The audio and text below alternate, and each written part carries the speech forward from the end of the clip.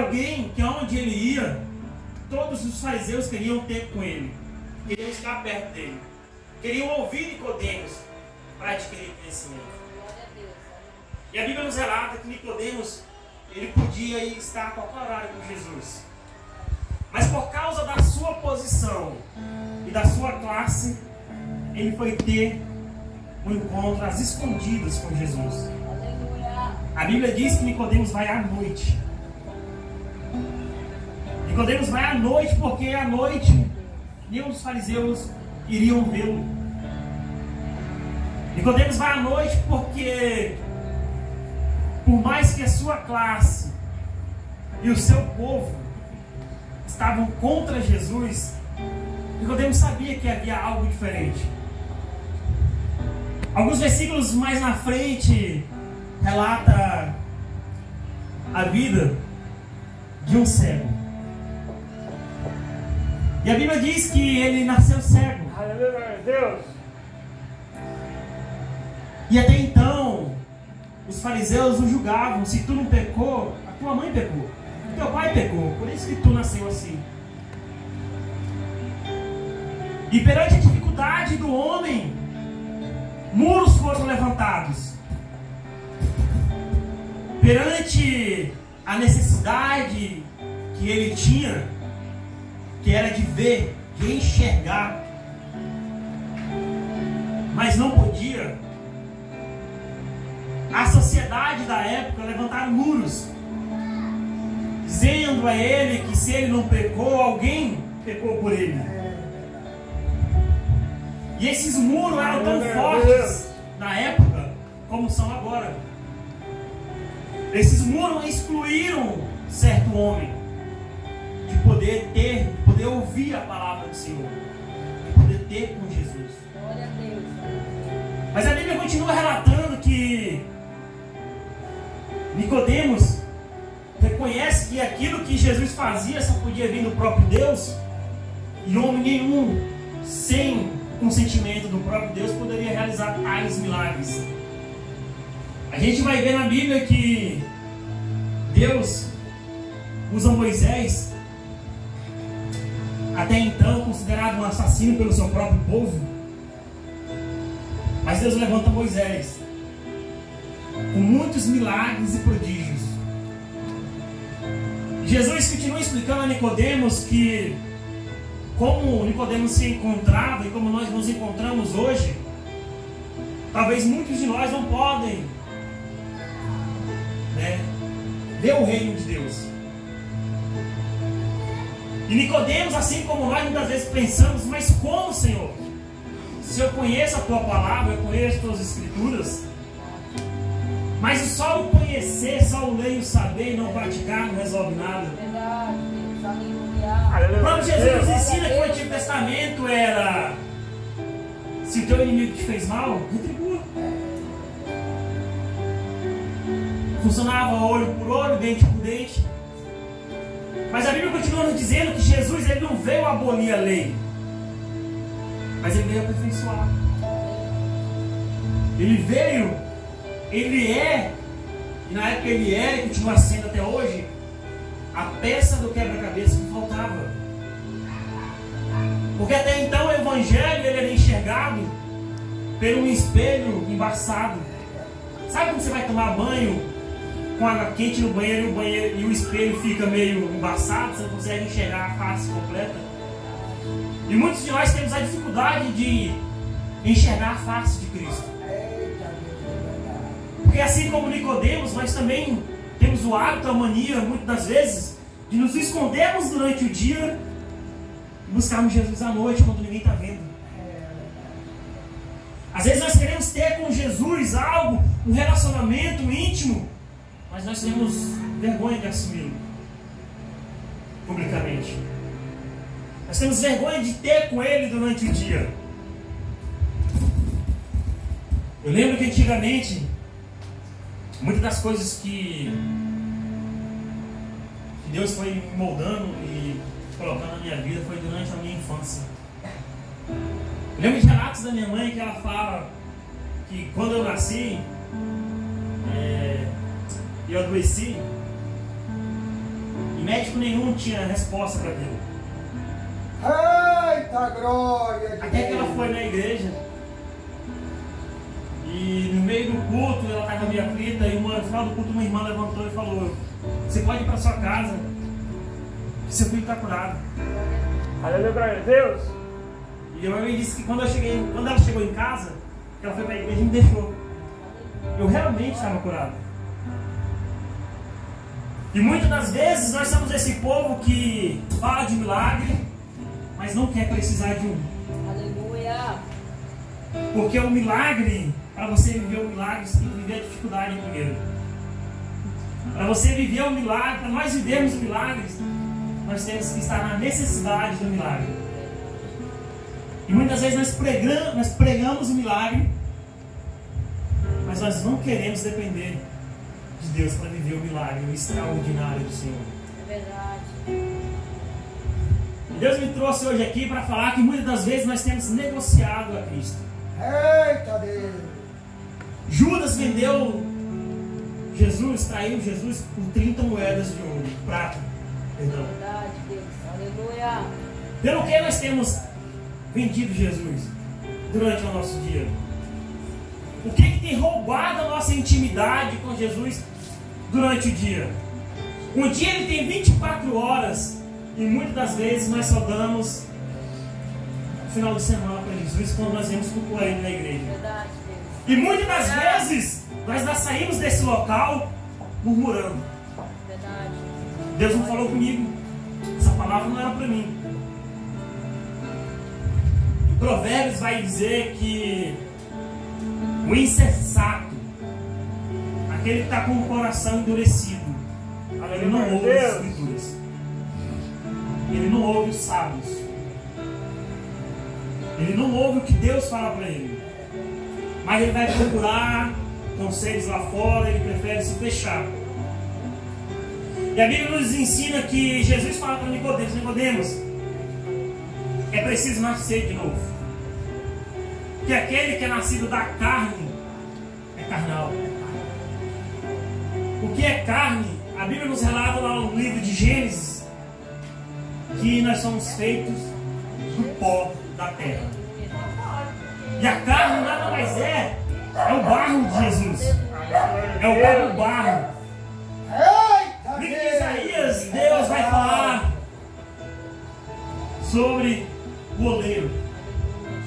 Nós somos o barro na mão do oleiro. Glória a Deus. E na grande maioria das vezes, esse barro perdeu a forma. Esse barro trincou. Esse barro ele está deformado. Que era para ser um vaso na mão do oleiro, um vaso perfeito, para carregar o azeite de Deus. Quem que quer carregar o azeite de Deus? Quem que quer transportar o azeite de Deus? E para nós transbordarmos o azeite de Deus, nós não podemos ser um vaso aberto em cima, quebrado embaixo. É verdade. E tudo que Deus derrama sai. Glória a Deus. Aleluia. Tem muita gente recebendo muita coisa do Senhor, mas não está vivendo nada. É verdade. Porque da mesma maneira que ele recebe, ele se esvazia. E não reconhece o que Deus tem feito. Glória a Aleluia, Deus. glória a Deus. E nós temos vendido a Deus pela nossa arrogância, pela nossa prepotência e pela nossa falta de humildade de reconhecer que somente pelo fato de levantarmos da cama já é um milagre. Eita Deus, é verdade. Muitas das vezes nós pedimos milagres grandiosos todos os dias. É, E nós nos esquecemos que o ar que respiramos é um milagre, uma dádiva do Senhor. É verdade. Nós queremos e não damos nada ainda. A Bíblia diz que Ele é digno de toda honra, Aleluia, toda glória e todo louvor. eita glória Honra o de Senhor Deus. teu Deus É, de todo o teu coração. Verdade. De todo o teu coração. Glória a Deus. Eu vi um vídeo de uma pastora que uma mulher estava ministrando. Ela fala que antigamente ela era do centro, terreiro de macumba, as coisas, aí tinha as entidades lá. E ela se converteu. Deus resgatou ela. E ela continua dizendo que hoje em dia ela é mãe e ela ama ministrar a palavra de Deus. E ela fala que ela na casa dela, quem manda é ela e o marido dela, não os filhos. Ela fala assim, ó, meus filhos têm o direito de escolher assim, a cor da roupa que eles vão vestir, pronto. E ela fala muito a questão da obediência. E a Bíblia também vai nos falar sobre isso. Ela fala que se o teu filho não se submete a você, que é pai, como é que ele vai se submeter a Deus?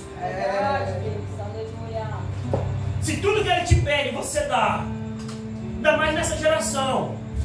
E se o filho chorou, tá aqui, meu filho, pega o celular. Tá aqui, meu filho, pega.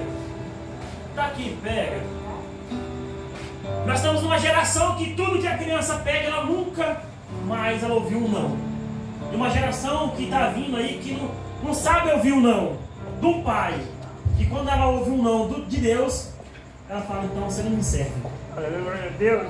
E ela se afasta dos caminhos do Senhor. A Bíblia vai falar que de um homem, Abraão, considerado o pai da fé. Abraão é o pai da fé porque ele obedeceu. Eita, Mas sabemos realmente o que é a obediência ao Senhor? Obediência é... Quem sabe o que é obediência? De verdade. Obediência é obedecer, mesmo sem concordar, mesmo sem querer, mesmo em dor. É obedecer, porque Deus mandou. Deus pediu a única coisa que ele tinha, que ele amava: seu filho. E Deus diz que em obediência ele foi. Se ele tivesse murmurado dentro do coração dele, irmão Alfredo, ia estar escrito na Bíblia. Mas a Bíblia diz que ele foi e entregou o que ele tinha, o que ele mais amava. Ele entregou. Assim como Jó, homem obediente, temente. A Bíblia fala, temente, obediente, reto. A Bíblia diz que não foi nem o próprio Senhor que mostrou ele, mas foi o próprio Satanás. Está vendo ali, ó? Que o servo Jó. Muitas vezes nós queremos que o povo nos veja, que os outros nos vejam. E às vezes está todo mundo nos vendo, nos aplaudindo, mas Deus está caçando você. Não, Anderson, mas eu sou filho de Deus, Deus me conhece, eu oro, eu converso com Ele toda noite. Mas será que Ele tem te respondido? Será que nós temos sido obedientes o suficiente para Deus falar, eis ali meu filho, homem e mulher íntegra, reta? Ou será que se fala assim, não, eu tenho caminhado com Deus, mas será que Deus tem caminhado contigo em todos os locais?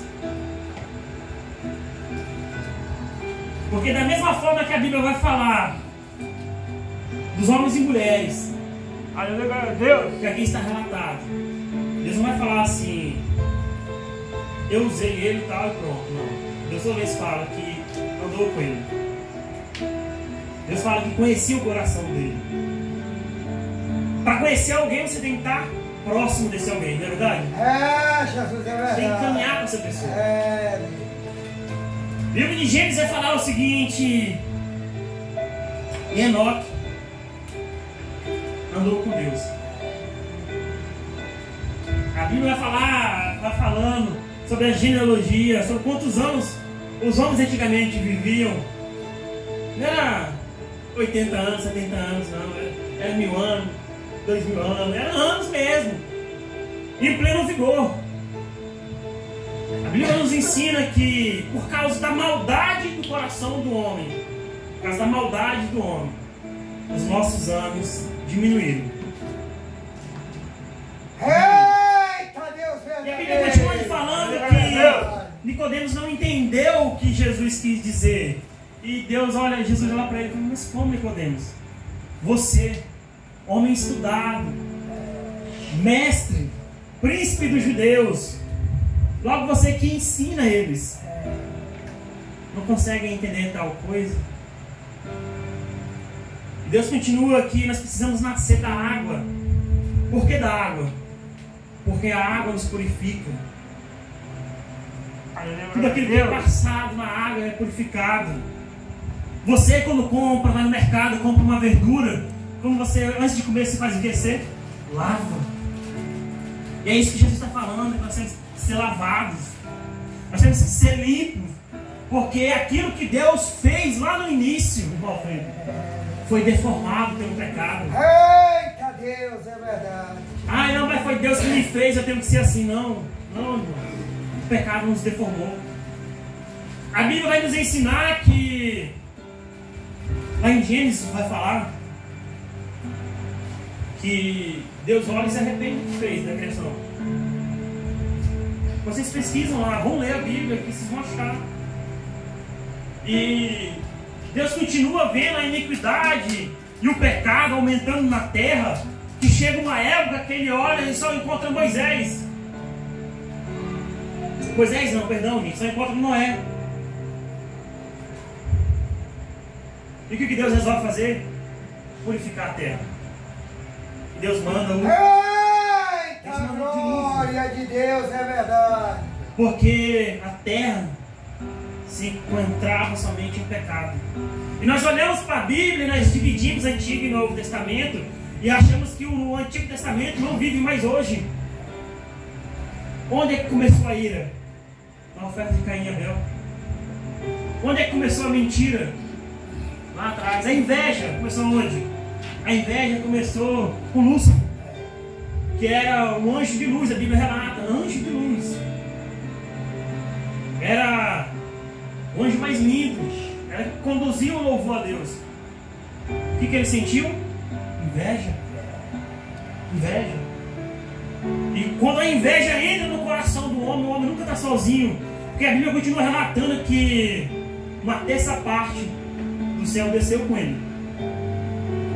Ele sentiu inveja, levou um monte com ele. E assim é a vida do cristão. Quando você cai, quando eu caio, você leva um monte junto. É verdade. Às vezes você nem percebe, né? Mas você levou um monte. Desse monte que foi com a gente quando a gente caiu, Deus vai cobrar. Deus vai cobrar. E muitas vezes nós não se arrependemos de sinceridade, de coração sincero ao Senhor. A gente vai ver que Davi era um homem segundo o coração de Deus. Errou muito. Mas o coração dele era de quem? De Deus. E às vezes nós queremos justificar o nosso erro e falamos assim, não, mas meu coração é bom. E quando nós não admitimos que a terra seca é a gente mesmo, a gente olha para os outros e vê defeito em todo mundo. A gente fala mal de todo mundo. Ninguém presta, todo mundo errado. Só eu que estou certo. Eu que sou a vítima. E Deus não nos chama mais para sermos vítimas. Deus nos chama para sermos protagonistas da nossa história com Ele. Para nós caminharmos com Ele, não somente no culto. Não somente, eu estou na minha casa eu sou crente. Mas ninguém lá fora pode saber. Por que ninguém pode saber? Porque se eu estou no meu serviço, eu vou almoçar lá, eu não posso levantar as mãos e, Pai, graças te dou por esse alimento. Porque isso é muito antigo, é muito brega. Ninguém mais faz, por que eu tenho que fazer? Ninguém mais agradece pelo pão. Aleluia, Deus. O próprio Senhor diz que até os lírios do campo se vestiram melhor que Salomão. Foi o próprio Deus que vestiu. A Bíblia vai nos ensinar que se nós não nascermos da água e do Espírito, nós não veremos a Deus, nós não entraremos no reino de Deus. Às vezes nós queremos tanto ter as coisas aqui, nós esquecemos a água e esquecemos o Espírito. É verdade. A Santa Ceia do Senhor é pão e vinho. Uma igreja que só tem pão, mas não tem vinho, os irmãos se engasgam, porque desce seco. A Bíblia vai dizer que a Santa Ceia estava sendo tomada indignamente, porque os irmãos não estavam mais comendo em casa para fazer da ceia uma janta. E não sobrava para todo mundo. Vai dizer que os irmãos, né, iam com a gula. Praticavam o pecado da gula. Uma hora que era a hora mais importante, que é a hora de nós relembrarmos até que Jesus venha. E todos nós aqui nos batizamos, aceitamos a Jesus, declaramos o nome dele na igreja. Mas como é que nós estamos declarando o nome de Jesus lá fora? Se nós sermos realmente limpos e purificados pela água e realmente recebemos o Espírito Santo de Deus, que é o Espírito da verdade, que o mundo não pode confundir, que é o Espírito